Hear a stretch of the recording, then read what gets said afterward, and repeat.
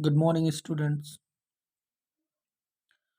Today we will discuss another topic of synthesis.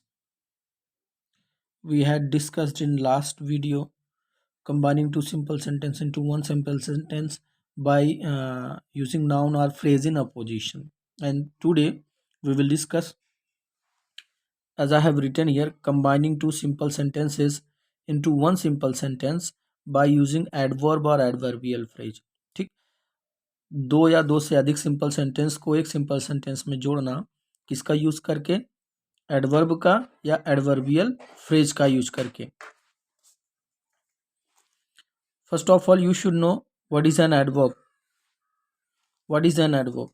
Adverb, as you know, an adverb is a word that modifies verb, adjective or another adverb. ठीक, adverb एक ऐसा word होता है जो verb को modify करता है, मतलब वर्ब के बारे में कुछ और बताता है, एडजेक्टिव के बारे में बताता है, या खुद दूसरे एडवर्ब के बारे में भी बताता है. चलो हम एग्जाम्पल के रूप में देख लेते हैं इसका तीनों का काम, वर्ब का, एडजेक्टिव को मॉडिफाई करना और अनदर एडवर्ब को. जैसे हमने लिखा ही रैन. ठीक, ही क्या है? सब्जेक्ट है, रैन क्या है? वर्ब. ठीक है, यहाँ पर कोई एडवर्ब नहीं, लेकिन मैं इसी सेंटेंस को अगर लिख दूं he ran fast. Now tell me, fast is modifying he are ran. ठीक, फास्ट किसके बारे में बता रहे हैं? रैन के बारे में बता रहे हैं कि ही के बारे में? तो ऑब्वियस है, ये फास्ट किसके बारे में बता रहा है? रैन के बारे में. तो फास्ट हमारा क्या हुआ? एडवर्ब हुआ, क्योंकि अभी अभी डिफिनेशन में किसी भी पार्ट्स ऑफ स्पीच या आप किसी सब्जेक्ट की बात करो, चाहे साइंस हो, चाहे मैथ हो, चाहे हिंदी हो, तो डेफिनेशन हमें इसीलिए बताई जाती है ताकि हम उसके गुणों के आधार पर उसको पहचान सकें. तो एडवर्ब का डिफिनेशन में गुण क्या बताया गया कि वो वर्ब को मॉडिफाई करेगा. मॉडिफाई करने का मतलब सुधार करना या एडवर्ब के बारे में एक्स्ट्रा इन्फॉर्मेशन देना. तो इसने एडवर्ब के बारे वर्ब के बारे में, वह दौड़ा, कैसे दौड़ा? फास्ट. तो फास्ट क्या हुआ? एडवर्ब. चलो इसी सेंटेंस को थोड़ा और आगे लिखते हैं तो क्या हो जाएगा? ही रैन, मैंने एक और वर्ड लगा दिया वेरी फास्ट. अब बताओ बेटा, ये वेरी किसको मॉडिफाई कर रहा है? फास्ट को कि रैन को? ठीक, सीधी सी बात है, आप देख सकते हो वेरी किसको मॉडिफाई कर रहा है? फास्ट को. ठीक, तो और फास्ट किसको मॉडिफाई कर रहा है? रैन को. तो यहाँ पर फास्ट पहले से ही एडवर्ब था और वेरी किसको मॉडिफाई करने लगा? फास्ट को. तो वेरी भी क्या बन गया? एडवर्ब बन गया. ठीक, तो डिफिनेशन में क्या कहा गया कि एक एडवर्ब खुद दूसरे एडवर्ब को मॉडिफाई करता है. तो यहाँ देखो फास्ट को कौन मॉडिफाई कर रहा है? वेरी. और दोनों क्या है? एडवर्ब है. ठीक, तो N adverb is a word that modifies a verb, another adverb. और एडजेक्टिव का एग्जांपल देख लेते हैं. जैसे ही इज अ, हम अभी वेरी की बात नहीं करते, सपोज दैट वेरी नहीं लिखा है. ठीक, he is a good boy, हमारा सेंटेंस गलत होगा? नहीं गलत होगा, बिल्कुल नहीं. लेकिन हमने एक वेरी शब्द लगा दिया, तो वेरी किसको क्वालिफाई कर रहा है? गुड को. और गुड क्या है? एडजेक्टिव है. ठीक, तो एडजेक्टिव को जो मॉडिफाई करता है वो क्या होता है? एडवर्ब होता है.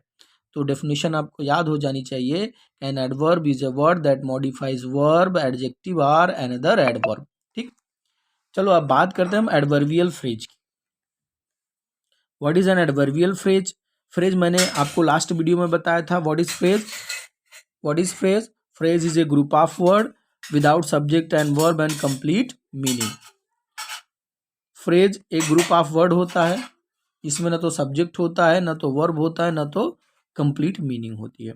ठीक, तो एडवर्बियल फ्रेज नाम से ही आपको जान जाना चाहिए. एडवर्बियल फ्रेज मतलब ग्रुप ऑफ वर्ड रहेगा, काम किसका करेगा? एडवर्ब का काम करेगा. अब एडवर्ब का काम क्या होता है? वर्ब को मॉडिफाई करना. मैंने डिफिनेशन लिखा है, when a group of words work as an adverb is called adverbial phrase. जब ग्रुप ऑफ वर्ड किसका काम करता है? एडवर्ब का काम करता है, उसको क्या कहते हैं हम? एडवर्बियल फ्रेज कहते हैं. एग्जाम्पल मैंने लिखा, देखो he spoke for a few minute. अब ये बताओ बेटा, for a few minute group of word है कि नहीं? देखो एक दो तीन, तीन वर्ड है. और ये पूरा का पूरा फॉर ए फ्यू मिनट किसको मॉडिफाई कर रहा है? किसके बारे में बता रहा है? स्पोक के. वह बोला, कितनी देर बोला? कुछ मिनट के लिए बोला.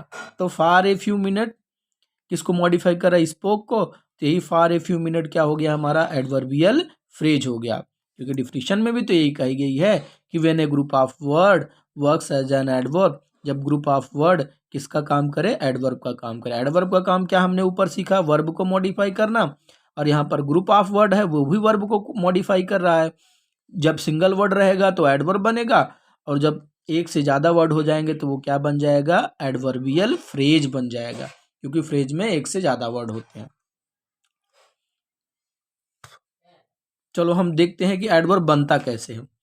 For changing an adjective into an adverb we add simply ly at the last of adjective. Sentence में कोई एडजेक्टिव आया है उसको एडवर्ब में हमको बदलना है, तो हम क्या करेंगे, उसके लास्ट में ly लगा देंगे, वो किस में बदल जाएगा, एडवर्ब में। जैसे मैंने कुछ बदला, जैसे ब्रेव का ब्रेवली होता है, सर्टेन का सर्टेनली होता है, नो डाउट का अनडाउट, नो किस में बदल जाएगा, अन में, डाउट किस में बदल जाएगा, डाउटली में, हरी किस में बदल जाएगा, हरिडली में। अब अगर आप इतनी चीजें समझ गए हो बेटा, कंबाइन करना बहुत ईजी हो जाएगा। ठीक है, हमने क्या क्या बताया आपको, एडवर्ब की डिफिनीशन बताई, एडवर्बियल फ्रेज की डिफिनीशन बताई, और हम एडजेक्टिव को एडवर्ब में बदलेंगे कैसे, क्योंकि दो सेंटेंस मिलेंगे, दोनों में से एक में आपको एडजेक्टिव मिलेगा। आगे हम बताएंगे कहाँ इस रूल का यूज करेंगे। चलो देखते हैं, when do we use this rule. We use this rule when one of the two sentences tells or qualify a verb of another sentence। हम इस रूल का उपयोग तब करते हैं जब दो सेंटेंस में से एक सेंटेंस दूसरे सेंटेंस में आए वर्ब को क्या करता है, क्वालिफाई करता है। पूरा का पूरा सेंटेंस क्वालिफाई करेगा, मतलब वर्ब के बारे में बताएगा। अब वो आपके ऊपर है, उसमें से कोई एक वर्ड लेकर ly लगाकर उसको एडजेक्टिव में बना लो। अगर ऐसा कोई वर्ड नहीं बनता है तो हम क्या करेंगे, ग्रुप ऑफ वर्ड लेकर उसको क्या कर देंगे, कंबाइंड कर देंगे। फिर से कहाँ यूज करना है एक बार देख लो। वी यूज दिस रूल, हम यह नियम तब यूज करते हैं when one of the two sentences, जब दोनों में से एक सेंटेंस टेल्स आर क्वालिफाई, बताता है या क्वालिफाई करता है द वर्ब, क्रिया को, ऑफ अनदर सेंटेंस, मतलब दूसरे सेंटेंस की, दूसरे सेंटेंस की क्रिया को जब दोनों में से एक सेंटेंस मॉडिफाई करता है, हम ये रूल यूज करते हैं। और जो सेंटेंस क्रिया की विशेषता बताता है उसी को एडजेक्टिव या एडजेक्टिवल फ्रेज में हम बदल देंगे। जैसे एग्जांपल देखो, समझ जाओगे। जैसे Rana Pratap was the glory of Mewar, ये हमारा पहला सेंटेंस था। There is no doubt about it, ये हमारा दूसरा सेंटेंस है। तो ये बेटा देखो, नो डाउट अबाउट इट किसको क्वालिफाई कर रहा है, राणा प्रताप के मेवाड़ के ग्लोरी होने का।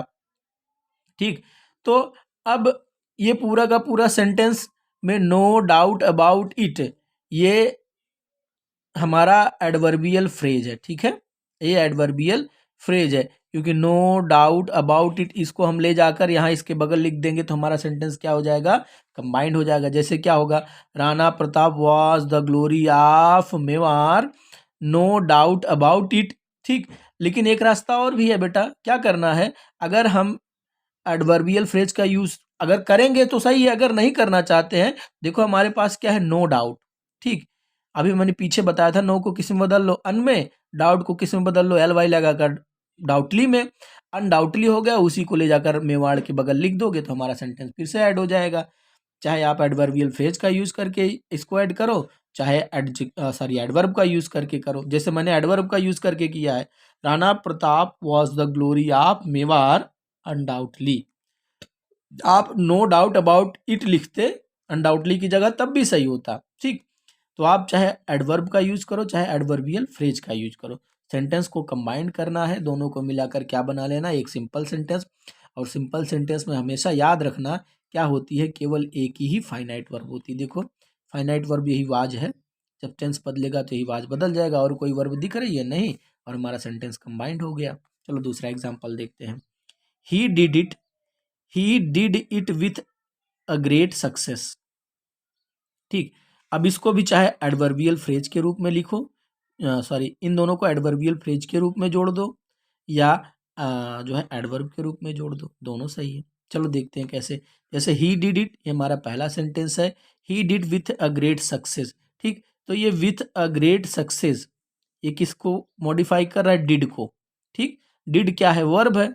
अब क्या करो, विथ अ ग्रेट सक्सेस केवल इसके बाद लिख दोगे तब भी सेंटेंस क्या होगा हमारा कंबाइंड हो जाएगा। जैसे he did it with a great success, ठीक, सेंटेंस हमारा क्या हो गया कंबाइंड। आप देखोगे तो दूसरा सेंटेंस कंबाइंड होकर ही दिया है, ठीक। अगर यही दूसरा सेंटेंस लिख दोगे तब भी आपका आंसर क्या होगा, सही होगा, ठीक। या तो आप ऐसा करो, सक्सेस को क्या कर दो, एल वाई लगाकर एडवर्ब में बदल दो, तो क्या हो जाएगा, ही डिड इट सक्सेसफुली, और हमारा सेंटेंस जुड़ गया। चाहे आप ऐसे जोड़ो चाहे आप ऐसे जोड़ो, एडवर्बियल फ्रेज का यूज करके जोड़ो या एडवर्ब का यूज करके जोड़ो, दोनों सही है। अब तीसरा एग्जाम्पल लेते हैं, he met with an accident. हाँ, ये एग्जाम्पल मैंने इसलिए लिया बेटा कि कभी कभी क्या होता है ना कि हमें कुछ ऐसे सेंटेंस मिल जाते हैं जिनको हमें पूरी तरह से बदल के लिखना होता है, सारे रूल्स दरकिनार रह जाते हैं, रखे धरे के धरे रखे के रखे एक तरफ रह जाते हैं, तो हमको बदलना पड़ता है। इसलिए मैंने ये आपको लिया एक एग्जाम्पल बताने के लिए। जुड़ेगा, नियम वही रहेगा, ठीक, हमें एडवर्ब या एडवर्बियल फ्रेज का यूज करके जोड़ना है, बस अंतर क्या होता है कि हमें कुछ चेंजेज अपनी तरफ से करने होते हैं। चलो देखते हैं, he met with an accident हमारा पहला सेंटेंस था, he was fortunate to escape unhurt, ठीक। तो हम देखेंगे अब, फॉर्चुनेट टू एस्केप अनहर्ट, ये पूरा का पूरा मेट विथ एन एक्सीडेंट को क्वालिफाई कर रहा है, मतलब उसके साथ एक दुर्घटना हुई लेकिन वो बड़ा भाग्यशाली था, बच गया, ठीक। लेकिन कोई रास्ता नहीं दिख रहा था, क्योंकि अगर हम ऐसे लिख देंगे, he met with an accident fortunate to escape unhurt, तब भी हमारा सेंटेंस क्या हो जाएगा, जुड़ जाएगा, क्योंकि फॉर्चुनेट टू एस्केप अनहर्ट ये क्या है, हमारा एडवर्बियल फ्रेज है, ठीक। अब एडवर्बियल फ्रेज को यहाँ ले जाकर लिख देंगे तो हमारा सेंटेंस क्या हो जाएगा, कंबाइंड हो जाएगा। या इस आप चाहे ऐसे जोड़ लो, ही मेट, एडवर्बियल फ्रेज का यूज करके जोड़ सकते हो, he met with an accident fortunate to escape unhurt, ठीक, इसके बगल ले जाकर लिख दोगे, जुड़ जाएगा। या ऐसे जोड़ सकते हो जैसे मैंने नीचे लिखा है। अब देखो, मेट को किससे रिप्लेस करना पड़ेगा, स्केप से, ठीक है। मेट क्या है, पास्ट टेंस है, तो स्केप का पास्ट टेंस क्या हो जाएगा, स्केप्ड, क्या हो जाएगा, ही स्केप्ड अनहर्ट, ठीक। विथ को किस में बदलना पड़ेगा, इन में, he escaped unhurt in an accident. अब फॉर्चुनेट को किस में बदल दो, फॉर्चुनेटली में, he escaped unhurt in an accident fortunately, ठीक है।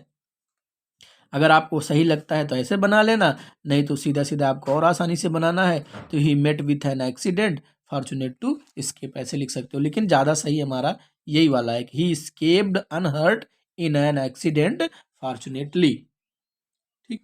It was all about the using adverb और adverbial phrase and combining two sentences.